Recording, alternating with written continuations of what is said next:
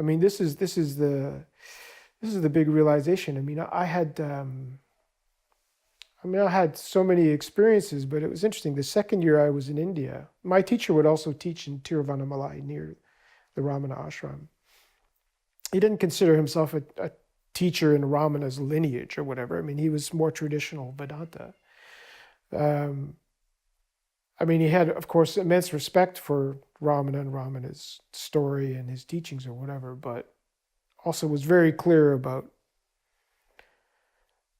some of the confusions that people had about Ramana. He was able to really kind of set things in another perspective that made them more understandable. Anyways, so many people, go to Tiruvannamalai to spend time at the ashram. I mean, you see Westerners there for years, walking around what's the thing in the center of the temple where they have where they do the pujas or whatever. There's I don't know the name for that. Yeah. Right, yeah, something, yeah. So they're people are walking around this all the time because this is a practice for them that they think is going to lead them to liberation. And you also have a lot of people who will request accommodations at the ashram grounds. There's a certain number of rooms there where people can come and they can stay. And I met somebody who informed me of these rooms. I'm like, I'd like to stay at the ashram. And she said, write to this person and request. And I wrote, and they said, well, you can stay for 3 days, because basically it's so busy, right? So, I mean, I rented a house for 3 months and came to my 3 days, and I went and I spent the 3 days there in the ashram accommodation. At the end of the 3 days, I pack up my bag and my bicycle, and I'm going back to the house, And on my way, there's this voice: you need to return to the ashram. There's a message for you. I'm like, yeah, okay, I'll do that. You need to return to the ashram. There's a message for you, a little more forceful. I'm like, yeah, I'll go back. I'll go back. Third time, I swear, it's yelling at me. You need to return to the ashram. There's a message for you. So I promise. All I'm going to do is go to the house, open the door, throw my bag inside, and go back to the ashram. I won't even go in the house. I just need to get rid of this stuff, And I went back to the ashram and sat down and immediately had a series of experiences. Sometimes I don't like to talk about experiences too much because I don't want the impression to be that the experiences are principles. So really the end of this story is what's important, right?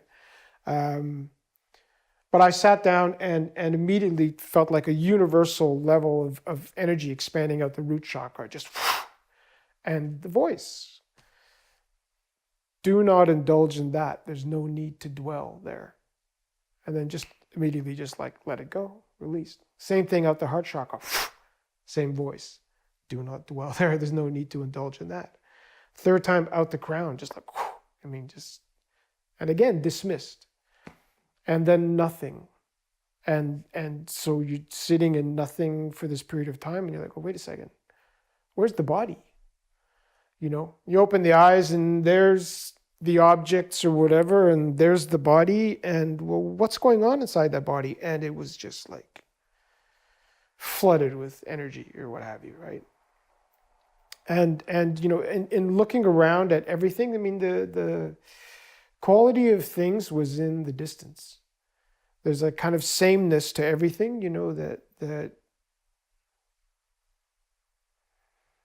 I didn't understand at the time, but that sameness that is there in everything is basically consciousness on the surface of everything, yeah?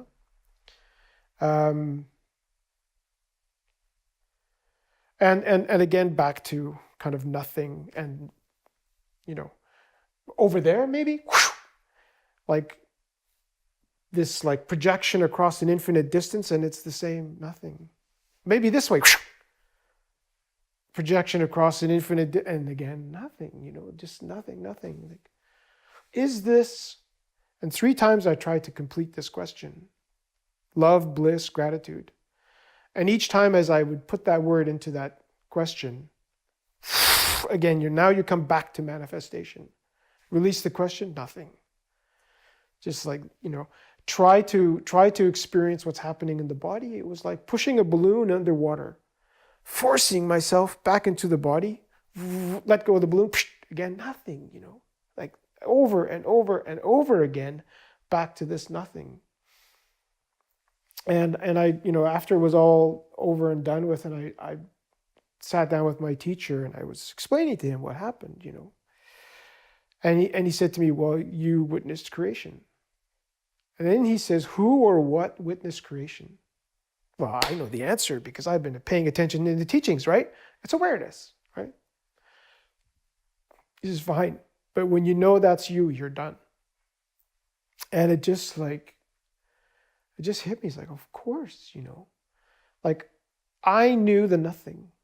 I knew the creation. I knew the vibration. I knew the questions. I knew the experiences, the same as I know this. Like the knowing aspect just doesn't change. It never really goes away, And that's what you are. That's the happiness. That's the fullness. That's the freedom. That's